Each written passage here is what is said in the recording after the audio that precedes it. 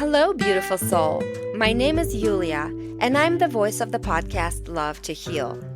This podcast outlines my journey from atheism to Judaism, exploring spirituality from diverse perspectives. It is my hope that my journey will inspire others to embark on their own adventure of self-discovery and spiritual growth.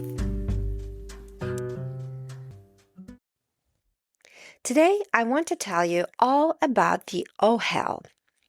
I had heard about this place in Queens, New York from our rabbi, and especially one of his daughters that recommended to me that I go sometime. She says that every chance she gets, she goes there. I learned that the Ohel was the burial site of the Rebbe. When I say the Rebbe, I mean Menachem Mendel Schneerson, who lived from 1902 to 1994. He is known in the Chabad Lubavitch movement as the Lubavitcher Rebbe, or simply the Rebbe. He was an American Orthodox rabbi and the most recent Rebbe of the Lubavitch Hasidic dynasty. He is considered one of the most influential Jewish leaders of the 20th century. As leader of the Chabad Lubavitch movement, he took an insular Hasidic group that almost came to an end with the Holocaust and transformed it into one of the most influential movements of religious Jewry, with an international network of over 5,000 educational and social centers.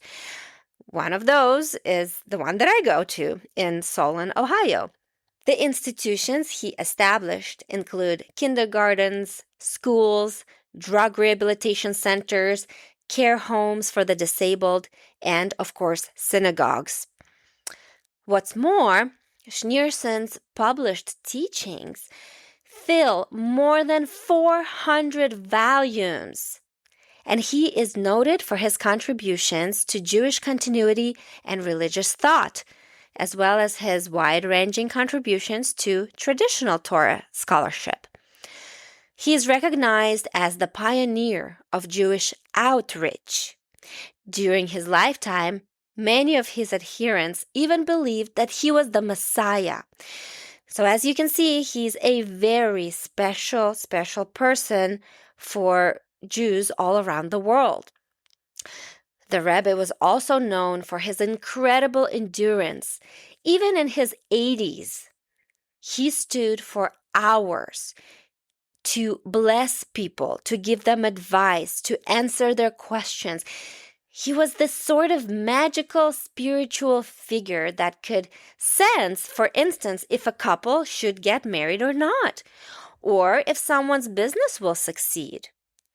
In his lifetime, he personally answered some 20,000 letters of people from all over the world.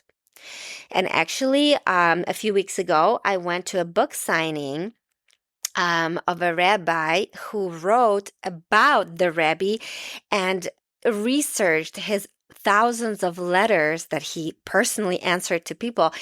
And this rabbi extracted from these letters some incredible wisdom that he wanted to pass on. And I will have an episode on that separately a little bit later in the season. So make sure to look out for that. Most importantly, the Rebbe keenly understood that our every action is part of a bigger picture. Every good deed that we do brings us closer to the ultimate goal, brings humanity, all of us together, closer to the goal. The era of cosmic perfection and universal awareness of God. Of course, in Judaism, this is known as the time of the Moshiach, or the coming of the Messiah. The Rebbe spoke tirelessly about this time, demonstrating how the world is heading closer and closer to this special era, and how every person can actualize it by increasing in acts of goodness and kindness. So after learning all this, of course, I wanted to visit his resting place. I found out, actually, that the reason thousands of people flock to his grave yearly, besides to pay him respect, is to ask for his guidance in the matters of life, to ask for his blessings, and to reach God through him. Him having been a tzaddik, a spiritual master, he serves, even after his death, as a conduit for the divine flow of blessing. And because of his closeness to God, people believe that they can ask him to pray for them, to carry their message to God and make sure that God hears their prayers. It is also believed that because the body of a tzaddik doesn't decompose after burial, this was something also new for me, his soul remains connected to this world. Some say that his soul becomes even more influential after the passing, because now, after he has passed on, he has transcended physical limitations. So this, because I come from a more of a New Age background, this is something that I was always so interested in the soul of the human. I related to this information so much that I became very interested in the Kabbalistic teachings, because Kabbalah is all about the soul. It's not much about the body. It's very much about the soul, where it comes from, where it goes, what its purpose is, what it does here on earth. So now, actually, I read this book called Tanya, which are the Kabbalistic teachings in Judaism. And the Rebbe did a lot with that. He is very much a big part of the Kabbalistic teachings that we have today. So all this was very exciting to me, and I needed to prepare myself and my family for this visit. Now, if you listen to my previous episodes about my travels to Scandinavia, this trip to the Ohel concluded. That was like the last part of the trip. The reason for that is because we flew from Norway to JFK. So I made the decision to spend the night in New York, and then the following day we would go to visit the Ohel. So it worked out absolutely perfectly, because otherwise, we don't go to New York that often. So to prepare for this visit, I headed to Chabad.org, which has detailed step-by-step descriptions of the place and what to do once you get there. But my husband and I, we were still pretty nervous, because we knew that most people that go there are Orthodox, and they have probably been there many times, and everybody knows what to do, how to pray, and what to say. And then we are these newbies that are not even Orthodox. So we were just a little nervous about the whole thing. But thankfully, again, thanks to God, there's no coincidences in this world. Our rabbi's daughter, Mushki, she reached out to me just in time, because she knew that I was planning to go to the Ohel. So she reached out to me, and she sort of walked me through everything on the phone, all the steps, what I should know, how I should be prepared, and arranged for a volunteer to meet us at the front desk of the Ohel and show us around. So after this, I felt a little bit more confident, and I was super excited to finally visit this special magical place. I had packed already with me some modest clothing, because I knew that this is a place where you really need to show respect, just like you would at a synagogue. So I had a long skirt for myself and a top that covered my arms and everything. And similarly for my kids and my husband, we packed modest clothing. And then I thought about what I could ask the Rebbe once I reached his grave. What I found out was that it's customary to write a letter to him called pen, in which you share the good and the bad. You ask for a blessing or maybe guidance, whatever it is that you need at that point in time in your life. Most people write the letter at the Ohel because they have tables there, paper, pens prepared for the visitors. Perhaps people feel more inspired to do it there.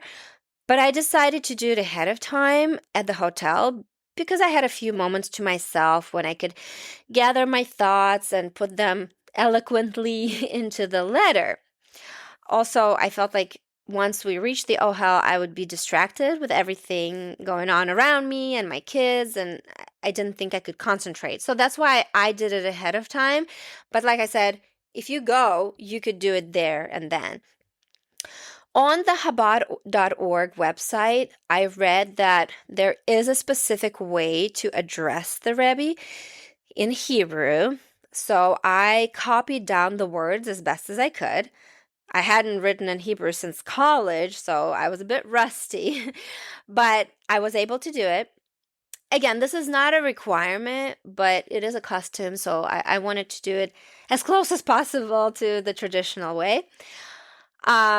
And then, so you can write the letter in any language because really it's matters of the soul, right? And language doesn't matter here. But something else that the website prompted visitors to include in the letter was their Hebrew name and their mother's Hebrew name. I happen to have a Hebrew name that was given to me in middle school, but my mom never got one. So I asked Mushki, the rabbi's daughter, about it, and she said that it wasn't a big deal to just use my mother's name, her Russian name. So I did that. But at that point, I also realized that no one in my family really has a Hebrew name. So my kids have Jewish names, but they don't really have Hebrew names, if that makes sense. So now my goal is to at least give my children Hebrew names, which is done through a Torah reading ceremony. Once I accomplish this task, I will surely report on it as well. So the day that we visited the Ohel was on July 4th, 2025. It was a Friday. My husband and I skipped breakfast because it is also a custom to fast when heading to the Ohel. Fasting is seen as a way to elevate one's spiritual state and connect with the Rebbe's legacy. After all, food grounds us, and the goal of visiting the Rebbe is for spiritual growth and connection. Drinking water, however, is encouraged, though. Interestingly enough, just a week prior to that, on Rebbe's 31st death anniversary, our rabbi and thousands of other Orthodox Jews flocked to the Ohel. I can't even imagine how long people stood in line to reach the grave. I had heard of people having waited 4 to 5 hours just to stand at his grave for a few moments. I was thankful that we were there the following week because surely that would have been completely overwhelming for us. The Ohel is, by the way, open 24/7, and there are always volunteers there ready to assist. In fact, if you come from out of town and have no lodging or want to spend Shabbat at the Ohel, you can. They welcome people from all over the world. They will feed you. They will provide you with a bed, with everything. So that's really beautiful. We went around 10 a.m. that morning, July 4th, and when we arrived, there were already many cars parked outside and people coming in and out of the visitation center. When you get there, the first thing you see is a large fenced cemetery. And then there's a main entrance through the visitor center on which it is written in English and Hebrew, Ohel Chabad Lubavitch. You enter into a small room that has a couple benches to sit on, and watch on the TV some of the Rebbe's talks. There's a lot of recordings, a lot of footage of his talks, mostly in Yiddish, but they do have a translation, subtitles underneath, so you can understand exactly what he's speaking about. So we sat down, we watched for a few moments to remind ourselves what the Rebbe was all about, what he looked like and sounded like. And in this way, we tried to begin to connect to him and his legacy. Before entering the next room, my husband and son put on a kippah, and I also recommended my husband to change out of his shoes because you're not supposed to wear leather shoes to the Ohel. This is because the Rebbe himself wore non-leather shoes there.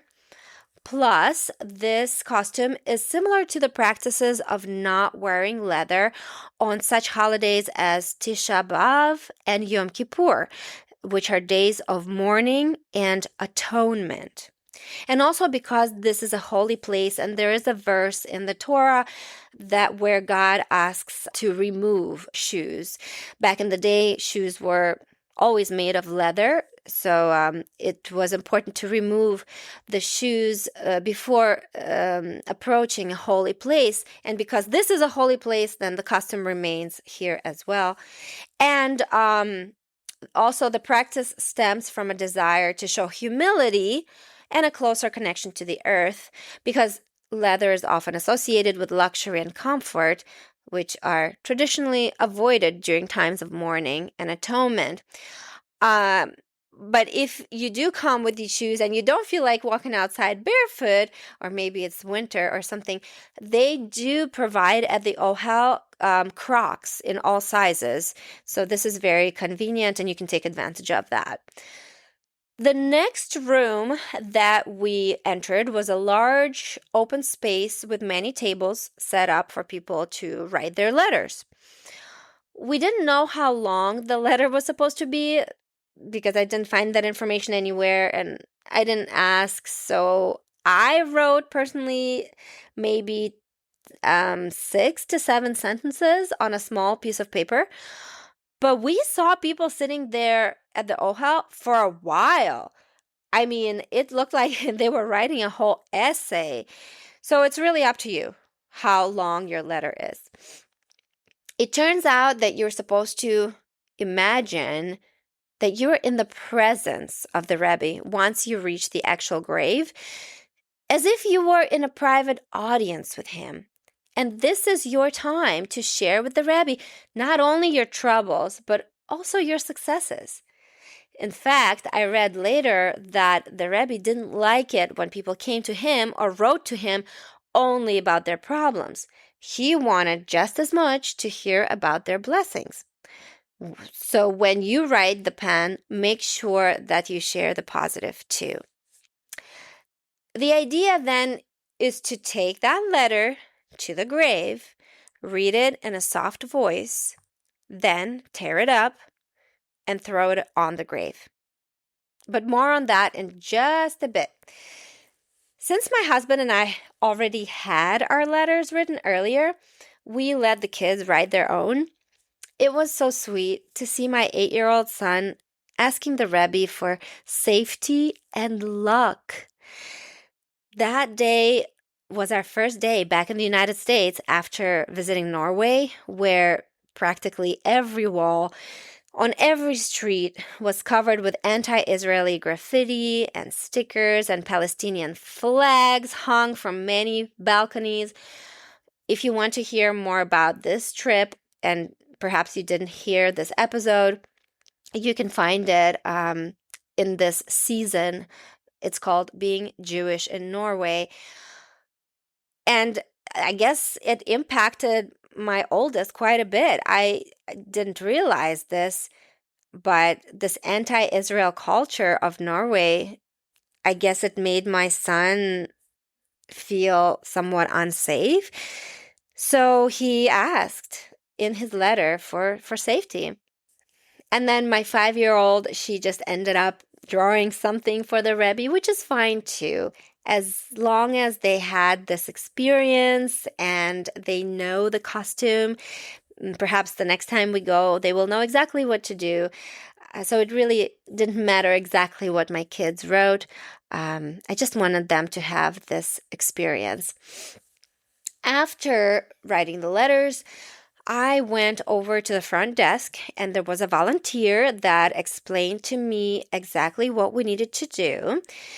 He pointed to two other rooms. One was a study room of sorts with many books on the shelves.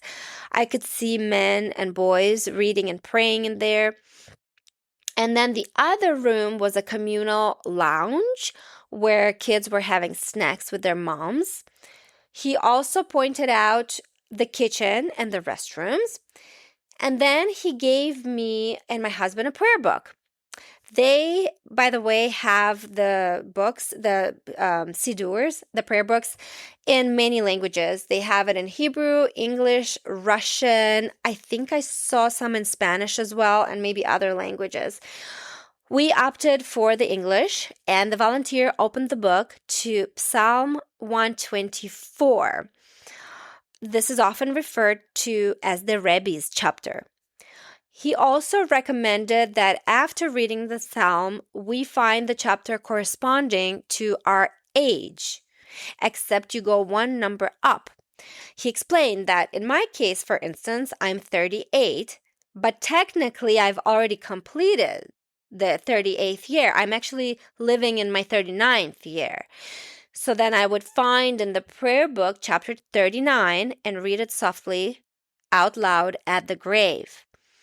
He said that if we had the time and the desire, we could also take with us another book, Mane Lashon. This is a series of prayers and psalms structured to be recited at the graves of tzaddikim. Remember, tzaddik is a spiritual master. So these psalms are specifically recited for them, but since this was our first time ever and we had the kids with us, we decided to stick with the two psalms and also reading our letters. I felt like for the first time that would have been enough, but obviously the Orthodox that go there regularly or just basically go there to pray, of course, they would take this prayer book with them. The volunteer then asked us to take one candle per person. There were little tea light candles that you could take for free. And you take it to the antechamber of the Ohel, so to speak, which is basically, at least in the summer, I don't know how it is in the winter, but in the summer, it's just like this case, this metal case of designated shelves for the lit candles, which stand right outside of the entrance to the actual gravesite. These shelves, they have sliding glass doors to prevent the wind from blowing the candles out. This was our first step. We headed out of the building, out of the visitor center, and walked down a narrow paved path amongst many graves with Hebrew engravings on them. And we reached the area for lighting the candles. Each one of us did our best to light them. It was a bit tricky because of the wind, but we managed to light them. And then as you do that, you read a prayer which is provided to you on the sliding glass door of the shelves. I went ahead and said the prayer for everyone in my family, mentioning everyone's name. Again, in all of these traditions, you're supposed to be using your Hebrew name, often along with your mother's Hebrew name, which made me realize how important it is for my kids to obtain their Hebrew name. Also, later on, after we went back to the hotel, I did a little digging on my own for why we use the mother's name specifically in many prayers and not the father's name, for instance. And I found many explanations, but I'll share just a couple with you that I found very interesting. For one, we find that when King David prayed for himself, he repeatedly referred to himself as, quote, your servant, the son of your maid, mentioning his mother, not his father. Additionally, the Talmud states that all incantations use the name of the mother. Incantations, by the way, are spoken or written formulas often used in rituals that are believed to have magical power to bring about a desired effect. They are a key element in Jewish magic and mysticism, with roots in the biblical belief that God created the world through speech. These formulas typically involve the use of Hebrew language, biblical names, and invocations of angels or divine names. The second explanation is that although we are almost always sure who the father is, we are even more sure who the mother is. According to the Zohar, when praying for mercy, especially when it comes to the saving of a life, as is the case when praying for someone who is ill, we want to be as precise as possible. So we use the mother's name. And now I understand this too, because when I go to Shabbat services at my synagogue, our rabbi always asks from the bima after the Torah is read or while the Torah is being read, he always asks, is there anybody that wants to pray for somebody in their family or someone they know? And they ask for their Hebrew name and the mother's Hebrew name. So now I know why that is and why they ask for the mother's name specifically. The third explanation, as we pray to God, we would rather invoke the mother's name since women usually have less sins than men. How and why do women sin less? Well, women are not obligated in the mitzvah of constantly learning Torah or observing other positive time-bound mitzvahs. Therefore, they aren't held liable for not doing these things. So that makes them less sinful. The fourth explanation states that although both man and woman, together with God, of course, are partners in the creation of the child is mostly formed by the mother. Physically, the child develops in the mother's womb, and spiritually, the child's Jewishness is dependent upon the mother. Her very thoughts during conception have more of an effect on the child than the father's. As such, it is appropriate to invoke the mother's name when we're praying for mercy for the child. So after lighting the candles and after understanding why we needed to pray with the Hebrew names and our mother's names, we headed to the nearby structure, the actual Ohel. An older woman was coming out of the gravesite, and for some reason she came up to me and started speaking in Hebrew to me. She talked and never even gave me a chance to tell her that I don't speak much Hebrew. But she seemed so happy and she was smiling that I decided not to interrupt her. From what I could gather from the few words that I did recognize in Hebrew, she is a very happy, proud grandmother, and that two of her sons are rabbis. That my kids should be thankful to their mom and dad for something. I didn't understand for what. And then at some point, she switched to English. She put her hands on my shoulders and told me that a woman with such light, beautiful eyes like mine should wear sunglasses on a sunny day. To which I nodded in response and pointed to my sunglasses resting on the top of my head. She then proceeded to tell me that at the entrance of the visiting center on the TV, where you can see the Rebbe's talks, she saw footage of her own wedding some 50 years back, which she took as a great omen.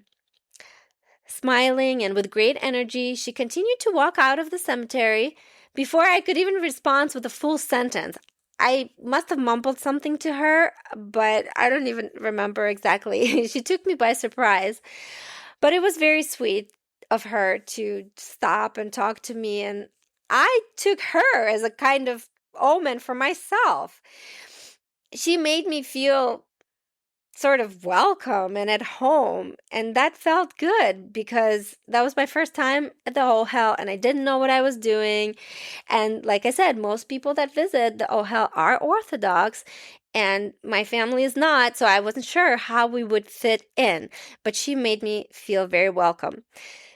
I had read prior to going there that all people are welcome, no exceptions, no matter the religion or the absence of it, how you're dressed, anything really, anybody is welcome.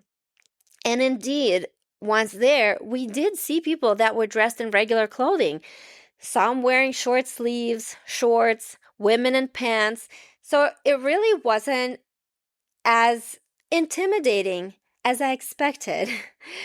I guess I had forgotten how welcoming and accepting Chabad is. I mean, that's what the Rebbe made the Chabad movement famous for. All people are sparks of divine light, and all of them deserve the chance to learn and grow spiritually. Okay, coming back to the actual Ohel. In Hebrew, this word means tent. But in the case of the cemetery and the grave of the tzaddik, it's a monumental tomb. It's a box-like stone structure that you can enter, and inside you will find 2 doors. Between the doors, there are some shelves with more prayer books that you can take to the grave. The first door is for men. The second door is for women. Before entering through the door, it is customary to knock softly first. And at this stage, my husband and I separated. He took our son and I took our daughter, and we entered through the designated doors. Once at the grave, you realize that you're once again under the sky. You're surrounded by 4 walls, but no ceiling. It's very interesting that this spiritual oasis was specifically built as an open-air structure. And this is because it was made to accommodate the Kohanim, the hereditary Jewish priests, who are restricted from entering enclosures containing the dead. It's a rather tight space. I would say only about 20, maybe 30 people would stand there comfortably.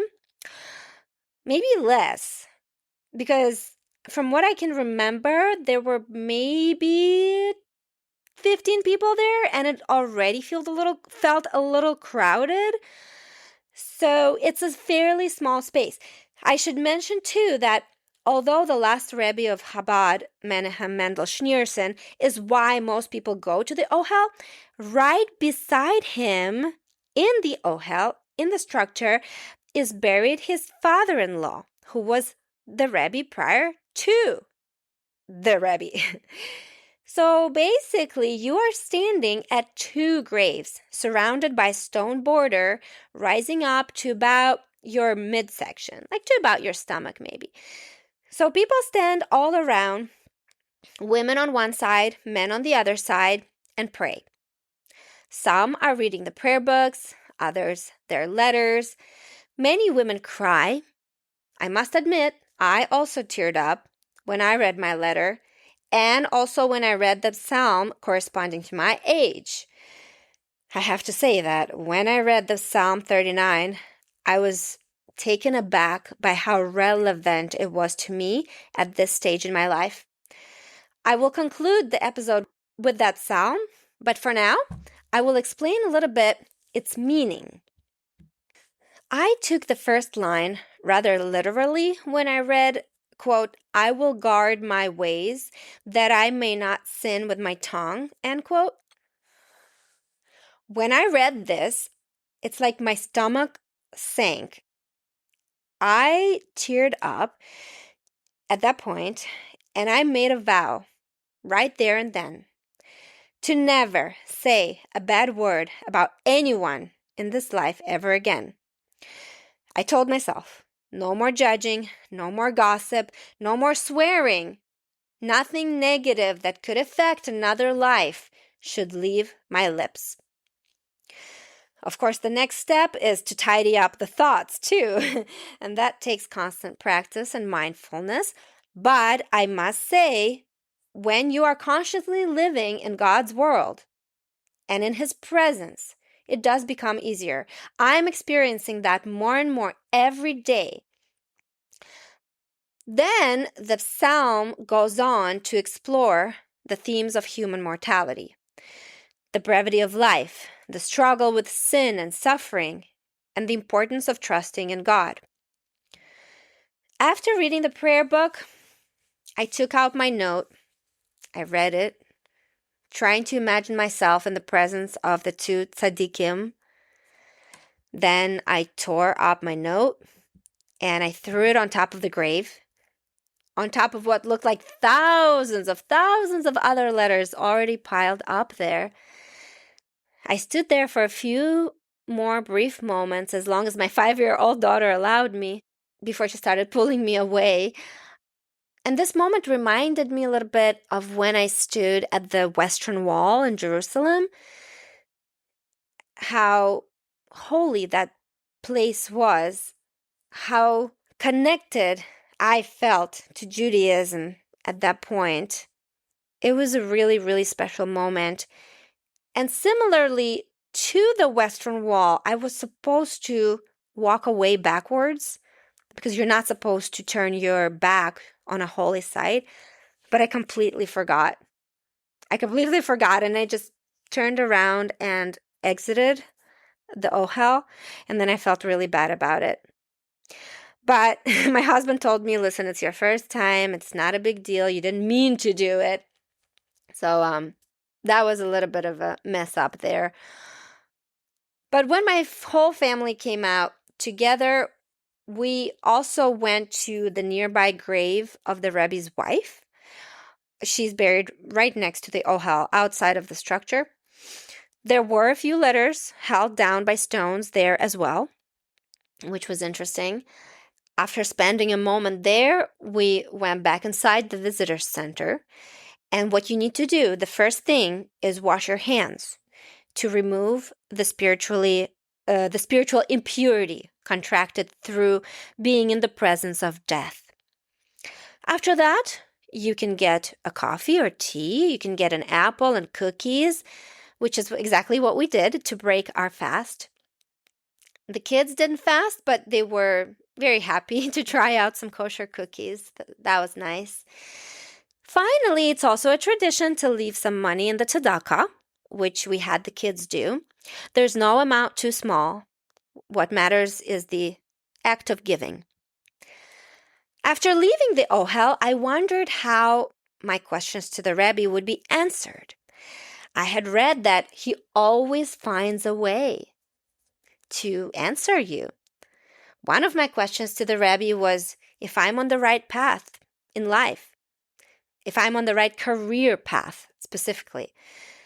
I have recently started writing a book, and I wanted to know if I was on the right track or if I was wasting my time. And guess what? Later that day, I received an email from one of my ballroom dance students that I hadn't spoken to, I think, in at least 2 years. His email came out of nowhere, and he was interested in picking up the hobby of dance again. But for some reason, as soon as I'd heard from him, I remembered that he has published several of his own books, and that he would be able to not only help guide me through this process, but also give me valuable feedback. I immediately asked him about it, and he said that how funny that I should ask. He just finished proofreading a neighbor's memoir. This 99-year-old veteran wrote a book about his life during the war, and he was very happy to assist with that, and that he would love to help me with my book. And actually, ever since I've been in contact with him, we've met up. He has given me so many great suggestions, so much guidance for my book. I mean, I honestly can't believe it. I cannot believe it. But I took that as a sign. I took it as a sign that the Rebbe found a way to answer me. So I know I'm on the right track, and I am writing my book. It's a memoir. I will have more information on it later, closer to when I'm actually ready to publish it. A couple days later, I also had a dream in which I was standing in front of an audience talking about my spiritual journey. Let me clarify. I have dreams nightly. I'm a person that dreams every single night. Very rarely I don't dream. So what I mean is, for the first time ever, I dreamed of me standing in front of an audience telling people about my spiritual journey. Basically what I'm doing in my podcast, but I had this feeling like I understood in my dream that I had already written my book, and now I was sharing with this audience, with people, I don't know exactly from where I was, what country, what city, but I was sharing my experience of becoming spiritual, becoming Jewish, coming back to my roots, and I felt so happy. I felt so happy in my dream that when I woke up, I remembered it, and I took that as another sign from the Rebbe. So I'm ecstatic to be continuing on this path in life. It's been a couple of weeks now, and I'm still waiting on more signs regarding my other questions, because I did have several of them. But even if I don't receive them or notice them, because sometimes we simply don't recognize something as a sign, I have more faith than ever in God and in my purpose on earth, and I have more energy than ever to continue learning and growing spiritually. Thank you for listening. I hope you enjoyed this episode. If you have, please rate it and share it. I will conclude with the Psalm 39. So enjoy, and until next time. I said, I will guard my ways from sinning with my tongue. I will guard my mouth as with a muzzle, while the wicked man is still before me. I made myself dumb in silence. I was silent from good, although my pain was intense. My heart is hot within me. In my thoughts fire burns. I spoke with my tongue. O Lord, let me know my end and the measure of my days, what it is.